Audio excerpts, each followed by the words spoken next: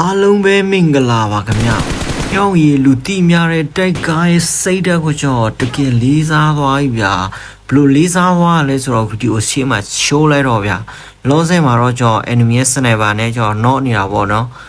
ဟိုဘက်မှာတော့တိုက်ကားပေါ့ဗျာ။သူရဲ့471ဖြုတ်ပုံဖြုတ်နီးလေးတွေကျွန်တော်တို့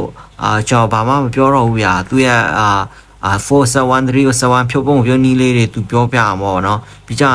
သူဖြုတ်ပြီးကျွန်တော်ဘလိုလာကေလဲဆိုတာကျွန်တော်သူရဲ့စိတ်ဓာတ်ကိုကျွန်တော်ဘလိုလေးစားသွားလဲဆိုတာကျွန်တော်လည်းသူသွားကြည့်လိုက်အောင်ခင်ဗျာတော့လိုမျိုးဗျာတင်းမိတ်တွေကလည်းတေသွားပြီကိုကလည်းတယောက်တည်းယုံရတော့မယ်ဆိုဘလိုမျိုးနိုင်အောင်ယုံရမလဲကျွန်တော်လာပြီးတော့ပြောပြမှာဖြစ်ပါတယ်ပထမတစ်ချက်ကိုကတနေရာထဲမနေနဲ့ပေါ့နော် enemy ကို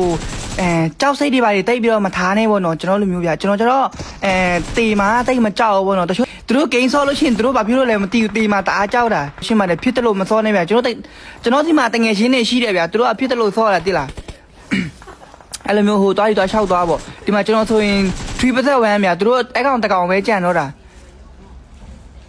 အကောင်ကကျွန်တော်လိုက်ပြီးတော့ရှုပ်နေတာကွာပြောမယ်ဆိုရင်တော့သူကျွန်တော်ကြောင်လောက်တာပေါ့ကျွန်တော်လည်းမရဘူးဒါကျွန်တော်ဘုံနဲ့ရှောက်လိုက်တာပေါ့နော်အဲ့လိုမျိုးဗတ်တဲ့တခုဆိုင်ကရင်တော့တိတ်တော့မခုံနဲ့ပေါ့နော်ဒါတို့ရေတိတ်တာပဲဗျာဟုတ်တယ်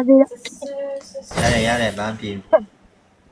ကျွန်တော်သွေးကိုလည်းရှိုးကွာဟောင်းကြီးသူလည်းမရအောင်လာကဲတယ်ဟောင်းကြီးတချို့လူဆိုပစ်ထားလောက်ပြီနော်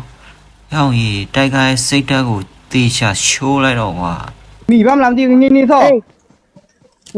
2 3 4 5 6 7 8 9 10